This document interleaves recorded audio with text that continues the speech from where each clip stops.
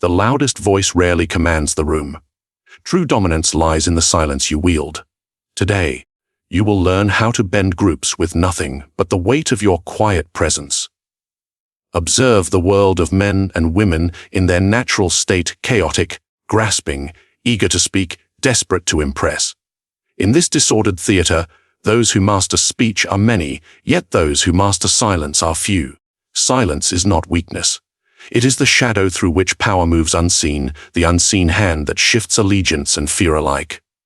Today, we dissect the art of non-verbal dominance, revealing how strategic restraint can bend a crowd more effectively than any speech or charm. Prepare yourself to see influence not in words, but in absence, in posture, in the chilling weight of presence. Have you ever entered a room and noticed how the loudest, most eager voices claw for attention, only to dominate nothing at all? Observe carefully. The one who speaks incessantly seeks to fill the void around them. Yet it is the quiet observer who fills the minds of others with speculation, curiosity, and subtle dread. Power is rarely shouted, it is silently assumed. Consider this: when you speak less, others fill the silence with their own revelations. What they say, what they omit, what they confess, all become instruments in your hands. Do you see how the world's most powerful men have always understood this? History offers countless illustrations. Remember Emperor Augustus, whose calm, measured gaze over Rome conveyed more authority than any decree. Senators trembled not because he raised his voice, because he measured their words against the weight of his silence. Every pause, every moment of stillness was a blade sharper than any sword. Do you think he wasted breath to assert control? Never. Control is preserved through restraint, through the invisible pressure your mere presence can exert. And yet, many remain oblivious, rushing to speak, and in doing so, scatter their power like ashes in the wind. Silence is a canvas. Others paint upon it, revealing their desires, their envy, their fear. Imagine a council meeting. The room thrums with debate, each participant desperate to assert dominance. And then you sit, silent, unmoving, calculating. Eyes flick to you. They wonder what you think. They guess at your intentions. In those seconds, you command the room more thoroughly than the most eloquent orator. Their anxiety, their speculation, their need to be understood. These are not byproducts of your silence. They are the currency of your influence. Ask yourself, when was the last time someone revealed more about themselves because you did not speak? This is the tyranny of stillness. It is a form of psychological leverage. It is the art of letting others fight amongst themselves while you remain a silent kingmaker. Consider the generals of old, who would wait in shadows as enemies bickered, only striking when the disarray was complete. Would you rather be the one flailing to be heard, or the silent observer who decides the fates of those who speak? In every group, the loudest mouths are often the weakest links. They expose plans, betray loyalties, and inadvertently map the terrain of power for you. Do not mistake quiet for submission. There is a subtle distinction that separates the timid from the dominant. The timid fall silent because they cannot impose their will. The dominant fall silent because they choose to impose their will without unnecessary effort. Silence, wielded correctly, transforms perception. A pause becomes a threat. A calm stare becomes a command, and every whispered comment by others becomes a confession in your hands. You see, control is not measured by noise, but by the weight of unspoken authority. Can you feel it? The tension that rises when someone powerful says nothing at all. That tension is your ally. Let us not forget modern arena boardrooms, political campaigns, even social gatherings. The quiet strategist, the one who asks fewer questions, interrupts less, nods subtly, collects intelligence while others exhaust themselves on display. They misstep, reveal alliances, betray weaknesses. And you, silent and patient, hold the map to their vulnerabilities. Do you recognize the genius in that? The less you speak, the more you know, the more you know, the more power you quietly accumulate. Every word saved is a weapon reserved for the moment when it matters most. Yet mastery of silence is no simple matter. It requires patience, self-control, and an understanding of human nature's ceaseless need to project, confess, and justify. It demands that you observe without reaction, that your presence alone becomes a mirror reflecting others' desires and fears back to them. When you learn this, you understand the paradox. The one who says nothing often rules everything. Can you imagine the fear, the fascination, the respect that such restraint evokes? People do not forget the silent figure who watches, who weighs, who waits. Now consider your next gathering, your next confrontation. Will you rush to assert yourself like the clamorers of the world? Or will you sit, quiet and calculating, letting the room reveal its secrets as you collect them like trophies? The choice is yours, but the consequences are profound. Silence is not empty. It is a weapon, a crown, and a kingdom unto itself. And once you have mastered the tyranny of stillness, you will discover something even more dangerous. Something that few ever realize: the silence that bends others is only the beginning. Do you know the value of listening more than speaking? Few grasp its power. Most are enamored with the sound of their own voices, desperate to assert presence, to impress, to be remembered. And yet, the one who observes first, who deciphers before declaring, is the one who truly commands. Have you noticed how generals survey the battlefield long before their armies march? They do not rush into noise and chaos. They wait, they watch, they understand. Only then do they strike, with precision that seems effortless to the untrained eye. Observation is the invisible hand that guides influence. In every gathering, every council, every negotiation, those who speak first often reveal far more than intended. Their words betray alliances, insecurities, and desires. And what do you gain by remaining silent in such moments? Everything. By listening, you map the terrain of power. You see where others are strong, where they are fragile. You discern their strategies while they reveal them voluntarily. Do you understand the advantage? The room becomes a chessboard, and you hold all the pieces before anyone even moves. Consider Cardinal Richelieu, the master of court intrigue. His power was never rooted in volume or visible force. He listened, he observed. Every gesture, every whisper, every fleeting expression in the salons of Paris was noted and filed in the ledger of influence. He understood the desires of kings, the ambitions of nobles, and the fears of rivals. By the time he acted, the outcome was inevitable, as though fate itself had aligned in his favor. Does it not seem remarkable that those who speak least often achieve the most? Listening, however, is not mere silence. It is active engagement with the world's undercurrents. You must read between words, interpret hesitation, note what is omitted as carefully as what is expressed. People betray themselves in pauses, in glances, in the subtle tightening of a jaw. These are the signals the clever strategist collects while others exhaust themselves on performance. Do you notice how often people try to fill silence, fearing that emptiness reflects weakness? That fear is your instrument. This principle extends beyond politics or war. In the marketplaces, the boardrooms, even the casual gatherings of society, the observer knows who moves for self-interest, who masks ambition with flattery, who fears exposure. By speaking less, you let them speak more. By listening more, you gather the intelligence that allows you to act decisively. And with decisiveness comes power. Think of it. How many fortunes have been built by those who understood the desires and fears of men before offering a word of guidance? A single direction, a choice that seems theirs alone, but was quietly orchestrated by another. Yet there is a subtlety you must master. Listening must not betray intention. Your attention cannot be so obvious that it unnerves, nor so hidden that it fails to extract information. It is a balance, a dance of perception. People must feel you are present, but not threatening, aware, but not aggressive. Only then does observation convert to dominance.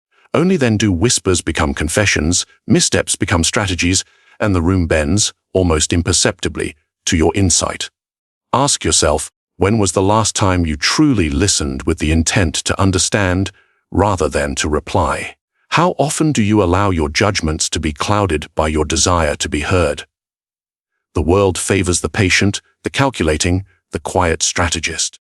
Every meeting, every interaction, Every moment you choose to observe rather than interject, you gather power. You see patterns where others see chaos.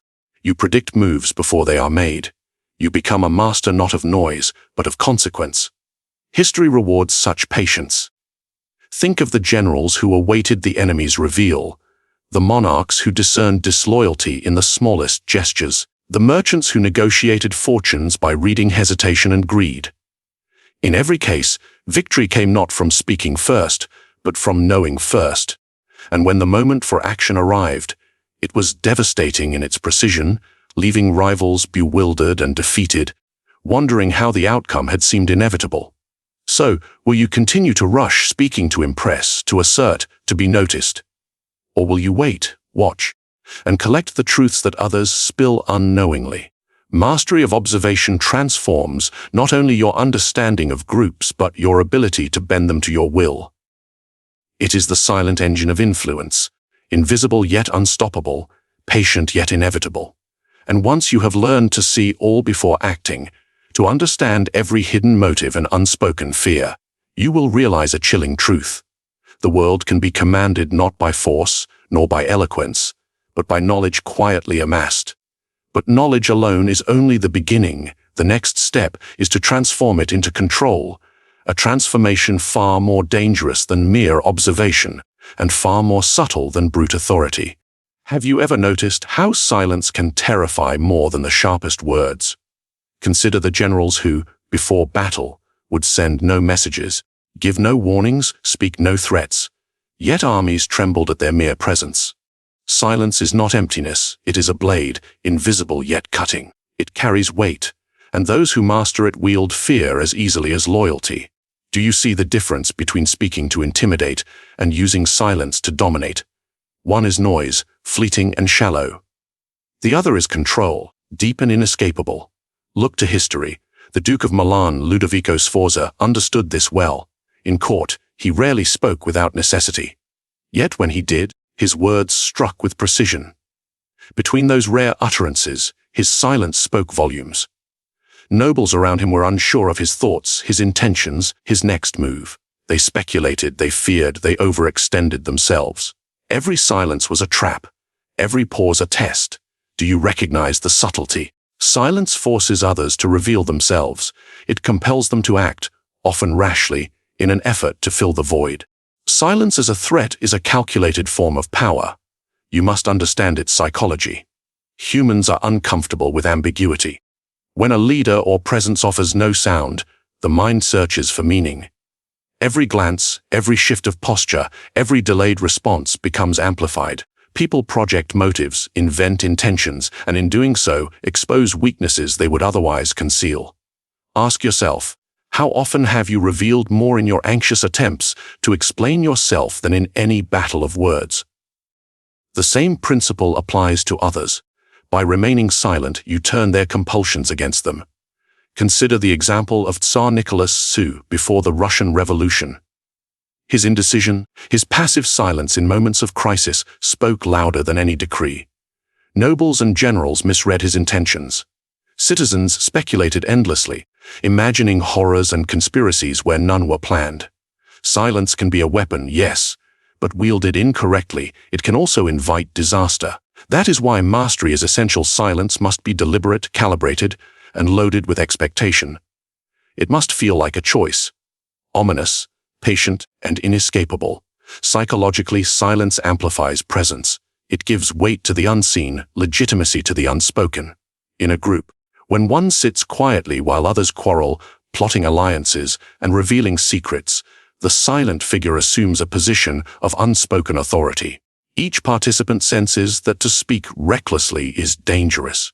Each pause becomes a mirror in which they see their own fears reflected, and in that reflection, they become pliable, malleable, predictable. Do you feel the potency of this? A room controlled by silence is a room controlled without overt action. The art is subtle. You do not slam the room into panic. You allow anxiety to rise gradually, almost imperceptibly. You let their minds work against themselves, their desires and insecurities whispering their own betrayals. Think of the Venetian councils, where silence ruled more effectively than any decree. Diplomats would hesitate, nobles would strategize, while a single quiet observer held the entire web of power in his mind. Each word spoken by others was a gift, and each silence on your part was a trap laid with care. Yet, to employ silence as a threat requires self-command. You cannot waver, nor allow impatience to betray you. The moment you flinch, the weight is lost, and your authority dissolves. Every gesture must be intentional. Even in inaction, there must be purpose. The body, the gaze, the measured breathing. All speak when the mouth remains still. And those who understand this, who integrate threat into quietude, find themselves commanding not through force, but through expectation. They move entire groups without uttering a word, leaving others to believe they were always in control.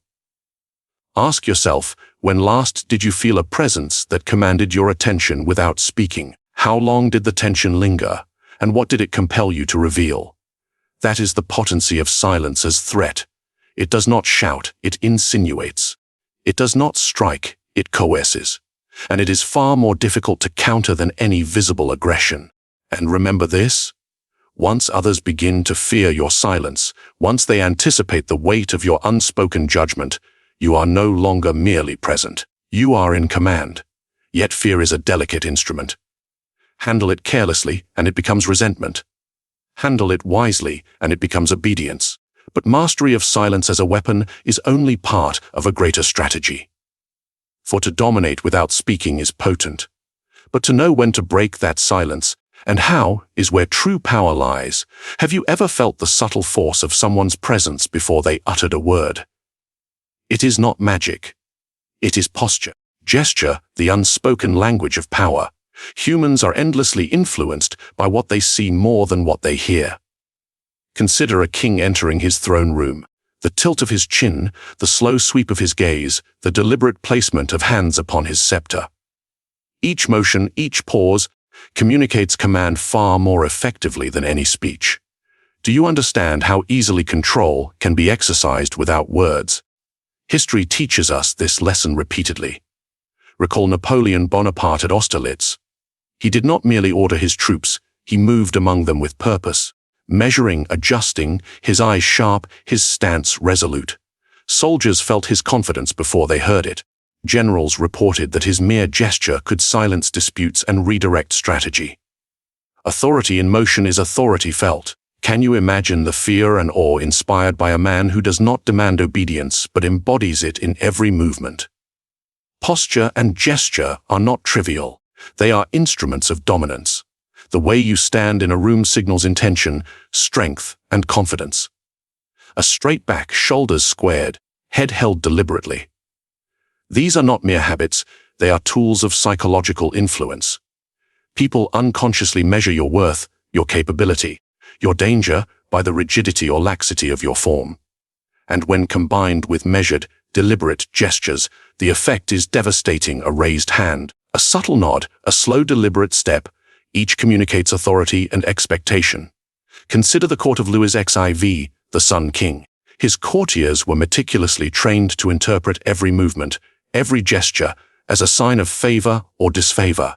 A mere glance could elevate or ruin a noble. His power was amplified by the discipline of his presence. Those who mastered his language of gestures wielded influence. Those who ignored it fell into irrelevance. Are you seeing the principle? Control does not require volume, it requires awareness and strategic motion. Gestures, when wielded carefully, can manipulate perception even in groups. A subtle lean forward can assert dominance. A slight backward shift can convey measured detachment. Hands that remain visible, relaxed but purposeful, exude control. Eyes that track, that linger, that shift with intent communicate far more than words. And the genius lies in subtlety too overt, and the effect collapses into arrogance too weak, and it passes unnoticed. The mastery of silent influence resides in the delicate balance between visibility and restraint. Even in modern contexts, this principle holds. Consider corporate negotiations, boardroom strategy sessions, or high-stakes diplomacy. The individual who subtly mirrors gestures, who controls stance, who modulates micro-expressions, guides perception without speaking a single sentence. Others interpret motion as confidence or hesitation, certainty or doubt. In these spaces, posture becomes power, gesture becomes influence, and the silent strategist reigns supreme. Ask yourself, how often have you yielded to someone whose mere presence shifted the room, long before any words were exchanged? The psychological mechanism is simple yet profound. Humans are wired to read intention in movement. Subconsciously, we react first to form, then to content. This is why a calm, controlled figure can redirect tension, inspire loyalty, and intimidate rivals without saying a word. Your body becomes a tool, a weapon, a silent declaration of authority.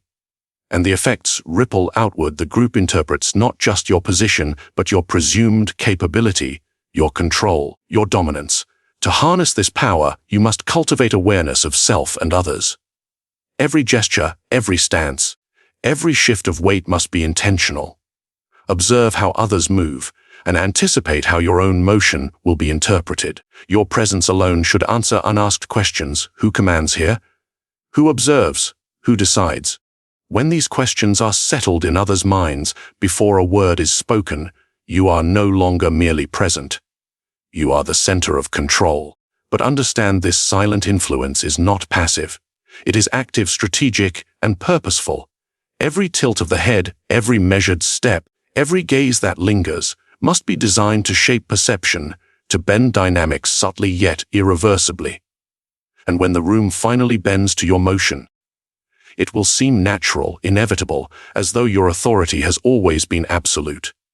And once you have mastered this psychological grip, once every movement becomes a message and every pause a verdict, you will discover a darker truth. The body speaks, even when the mind does not, and those who understand this can command obedience before a single word is uttered. But what happens when silence and motion converge with calculated speech? That is where influence transforms into absolute control. Have you ever noticed how people crave the illusion of control? They yearn to believe they are the masters of decisions, the architects of outcomes, even when they are merely following a path laid by another. And yet, this craving can be your most potent weapon.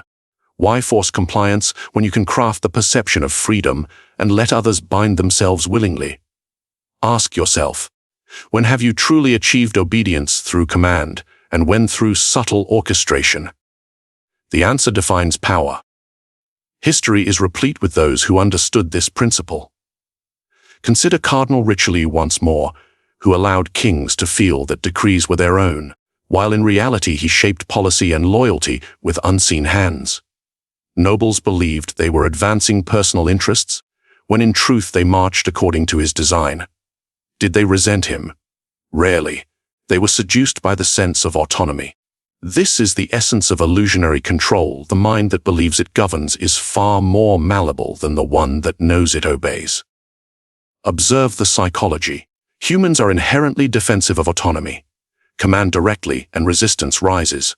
Suggest subtly and compliance follows. People will fight overt oppression, but they will embrace guidance disguised as choice. How often have you seen individuals defend a decision fiercely, never realizing it was guided by someone else? Their own conviction becomes your instrument. By creating the perception that they are deciding, you manipulate their sense of freedom to your advantage. The mechanism is simple: plant the seed, cultivate it invisibly, and let the individual believe it's sprouted on their own. In councils, in negotiations, even in everyday interactions, allow others to voice options you have carefully prepared. Nod when they choose paths you favor. Frame discussions so that every apparent alternative leads to outcomes you desire. They walk, believing they are free, yet you orchestrate each step. Have you ever wondered why the most skillful strategists never announce their hand, yet their will shapes every motion in the room? Consider the Venetian Republic, where doges presided over councils but never dominated them overtly.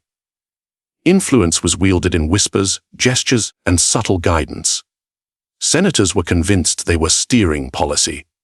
Yet, by shaping what they could and could not propose, the doge ensured that outcomes always aligned with strategic priorities. Freedom was granted in appearance, not substance. The illusion bred loyalty, minimized rebellion, and maximized control. Even in modern contexts, this principle thrives. A skilled negotiator allows counterparts to propose terms, while secretly framing the discussion so that every proposal benefits the orchestrator.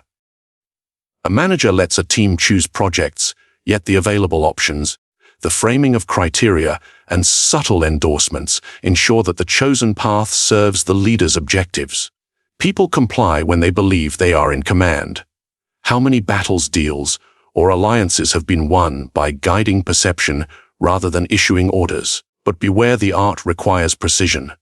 Too transparent, an illusion shatters, revealing manipulation. Too opaque, and choices lose meaning, and the sense of agency diminishes, provoking suspicion. The key is subtlety, small nudges, careful framing, and strategic reinforcement of the belief that they decide. Observe reactions. Adjust. Remember, influence is as much about calibration as it is about orchestration. Each mind is unique, each situation volatile. Mastery lies in reading both and adjusting imperceptibly. Ask yourself who among your peers believes they act independently, yet is guided by your hand. How often do you witness compliance born of conviction rather than coercion? This is the domain of true strategic power when authority is invisible. Yet all decisions bend to your will. People are more pliable when they think they govern themselves than when they know they follow another. Their obedience is earned not by fear, but by the subtle architecture of belief. The greatest leaders understood this. Julius Caesar allowed senators to deliberate freely, yet every choice served his expansion. Alexander manipulated generals into believing they chose their campaigns, when in truth, he controlled the map of conquest. In both cases, domination was invisible. Obedience was voluntary. Power was absolute. Can you see the elegance of this strategy? To command without appearing to command is the pinnacle of influence. And once you have mastered this, once others act under the belief they decide, you reach a dangerous truth. Control achieved through illusion is more enduring, more subtle, and far more lethal than control gained through overt authority.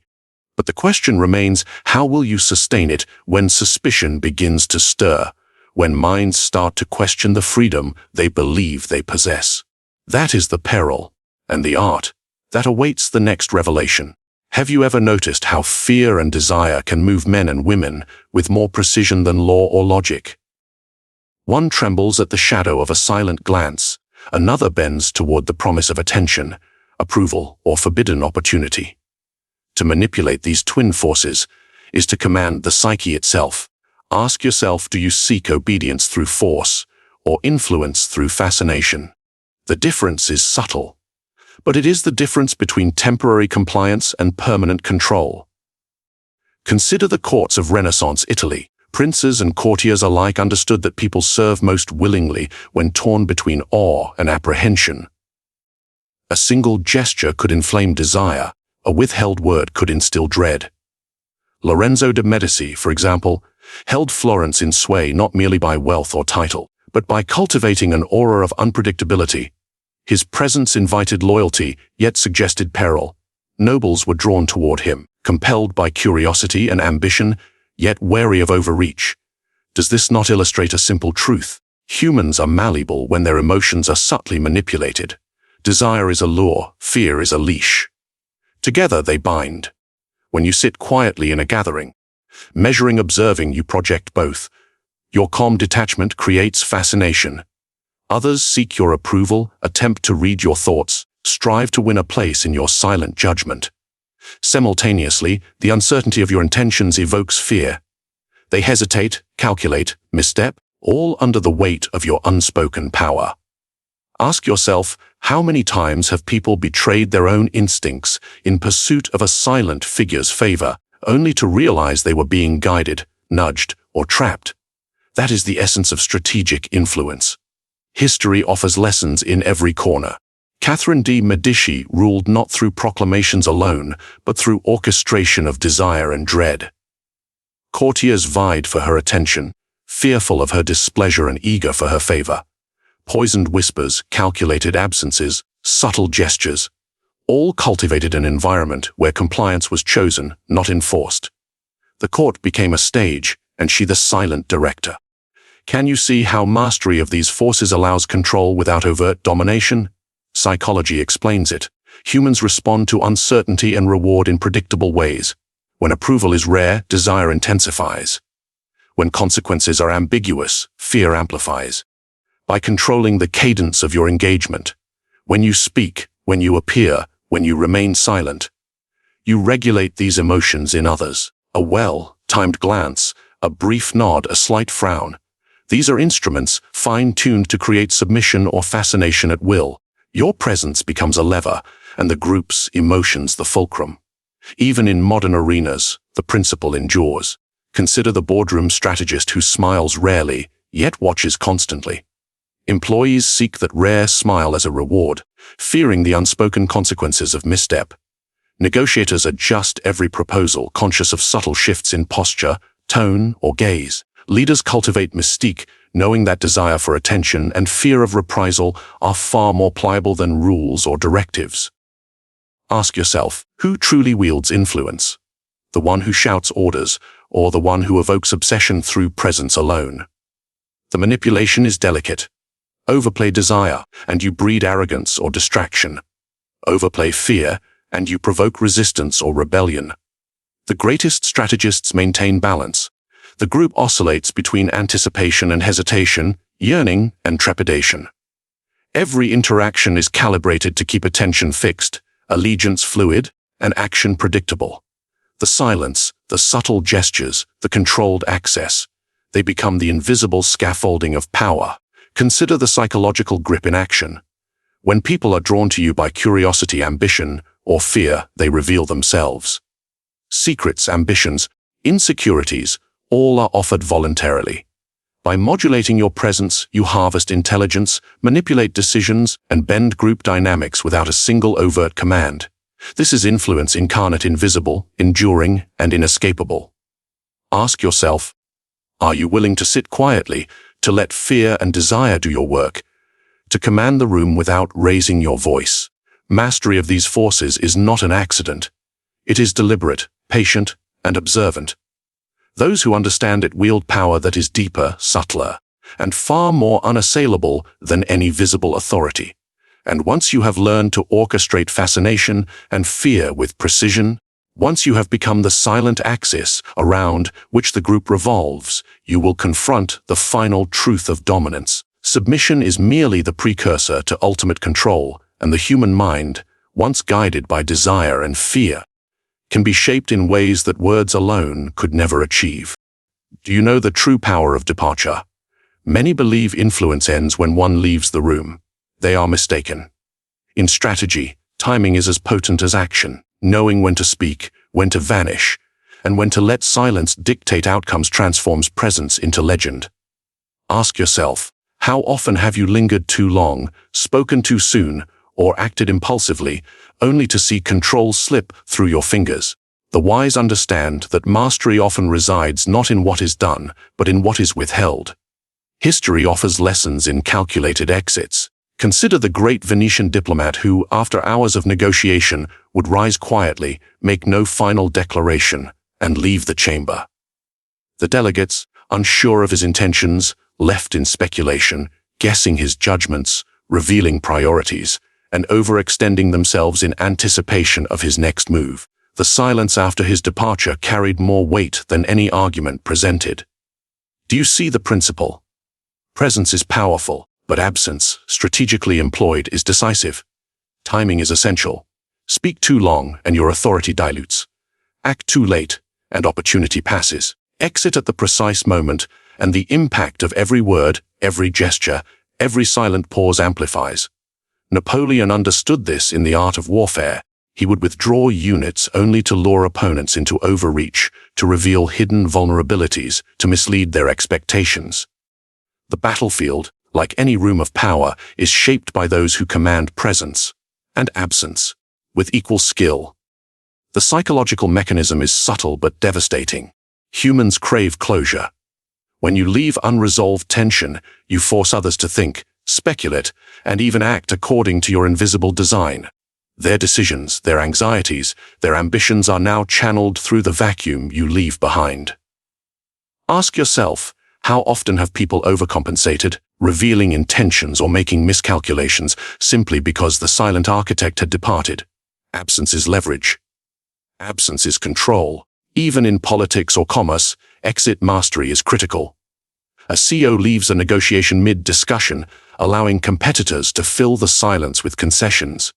A strategist departs a meeting without revealing preferences, forcing subordinates to reveal plans to anticipate reaction. The room becomes a chessboard, and the missing figure is the unseen hand moving pieces at will. The observer, now absent, commands through speculation, through anticipation, through the psychological weight of expectation. But mastery of exit is not mere flight.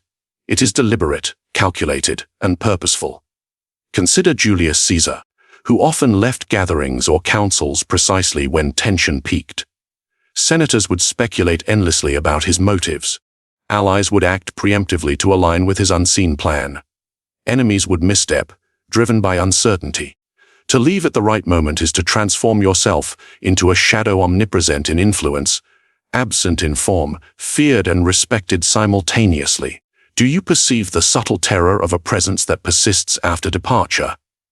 Exit strategy also intersects with silence. A well-timed disappearance converts the unspoken into a weapon.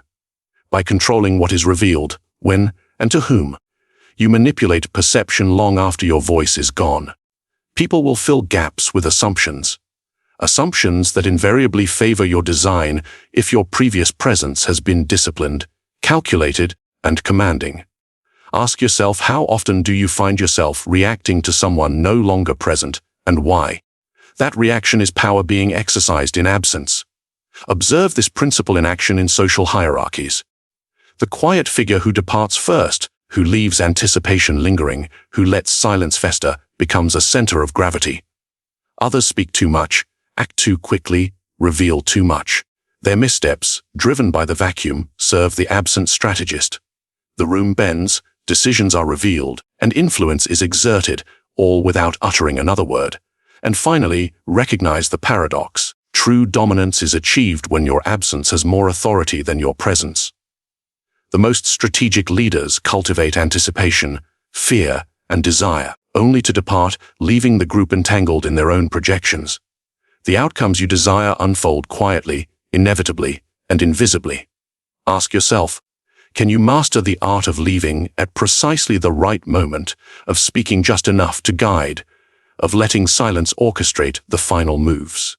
Once you grasp this, you control not only the present, but the consequences that unfold long after you are gone. Because in the realm of influence, departure is not surrender. It is the ultimate declaration of power. And the true strategist knows this. The world bends not to words alone, nor even to presence, but to the shadow left behind when one chooses to vanish. Power is rarely wielded with force.